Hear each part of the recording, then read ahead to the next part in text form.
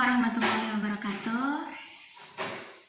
Baik anak-anakku, kita mulai pelajaran matematika hari ini dengan mengucap basmalah. Bismillahirrahmanirrahim. Kita lanjut ke materi berikutnya, ke bab 7, garis dan sudut. Garis dan sudut. Nah, yang pertama yang kita bahas garis dulu. Garis adalah suatu susunan titik-titik yang saling bersebelahan serta berderet memanjang kedua arah, kanan kiri, atas bawah. Jadi garis itu terbentuk dari 2 atau lebih titik. Contoh titik A, titik B, jika dihubungkan membentuk garis AB.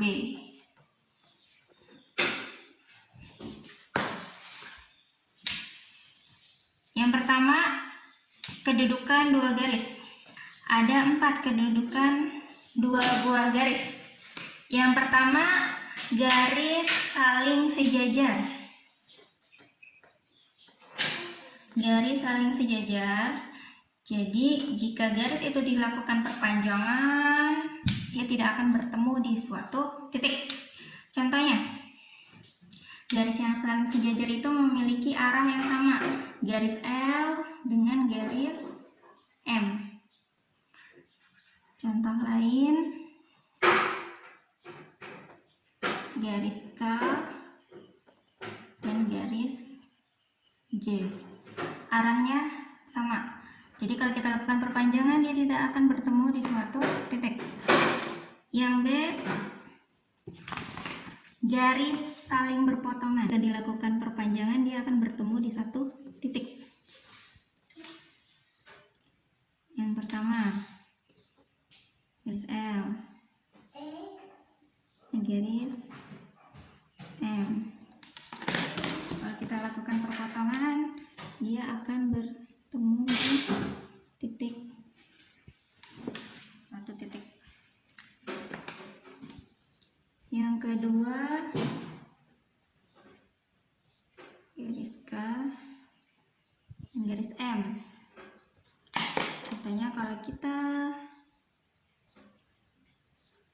perpanjangin garisnya, dia akan bertemu di suatu titik tertentu. Ini garis yang saling berpotongan dan membentuk sudut tertentu. Kemudian yang C, nah garis saling berimpit ini contohnya seperti di jarum jam. Jam 12 tepat, jarum panjang dan jarum pendeknya saling berimpit, 2 buah garis berimpit.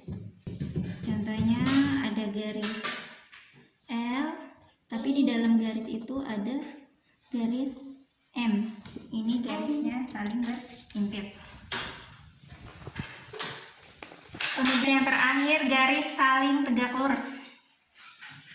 Jika bertemu saling membentuk sudut siku-siku. Membentuk sudut siku-siku. Jika 2 garis ini bertemu, dia membentuk sudut siku-siku. Contohnya garis L dan garis M, dia bertemu dan membentuk, ini tegak lurus, lambang tegak lurus, dia membentuk sudut 90 derajat. Contoh lain,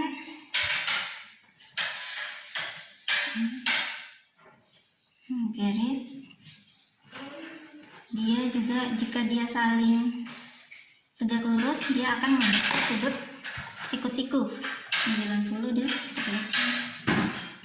Nah, ini kedudukan 2 buah garis. Berikutnya, perbandingan ruas garis.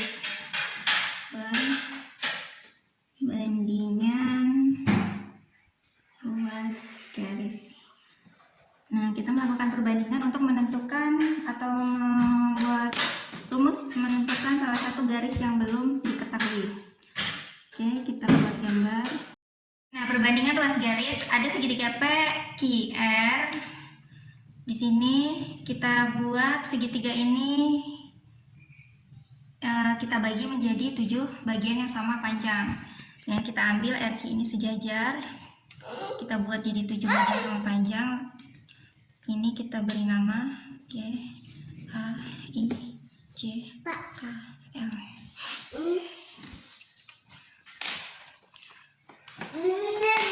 Baik, ini PA, ini bagian sini jadi sama besar semua. Nah, yang belah sini juga sama, jadi sama panjang semua. Nah, jika kayak gini, kita ambil perbandingannya. Jika kita mau ambil PB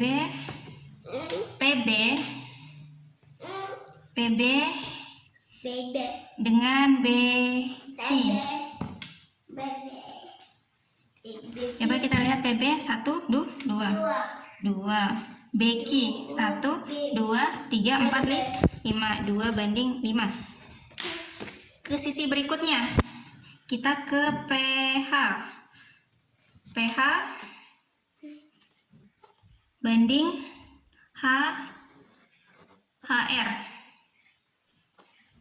PH 2 HR 1, 2, 3, 4, 5. Nah, sama-sama berbanding 2 banding 5. Jadi kita bisa simpulkan PB per BQ itu sama dengan PH per HR. Contoh yang pertama, PQR. Ada CI dan QR saling sejajar, PC 2,7, PI 3 cm, IR 4 cm. Tentukan panjang CQ. Nah, CQ-nya berapa? Kemudian sisi selanjutnya, PI sebanding dengan IR. Kita substitusi ya. 2,7 per CQ, karena CQ yang ditanyain 3 per 4. Kemudian dikali silang. 3 CQ sama dengan 2,7 dikali 4. 3 CQ 2,7 kali 4 10,8. CQ sama dengan 10,8 dibagi 3. CQ 3,6 cm. Ini contoh yang pertama. Selanjutnya contoh yang kedua. Contoh yang kedua ini. Dia tanya QM, ACM, kira-kira A ini berapa sentimeter? Kita buat perbandingannya dulu. AP dengan PB. AQ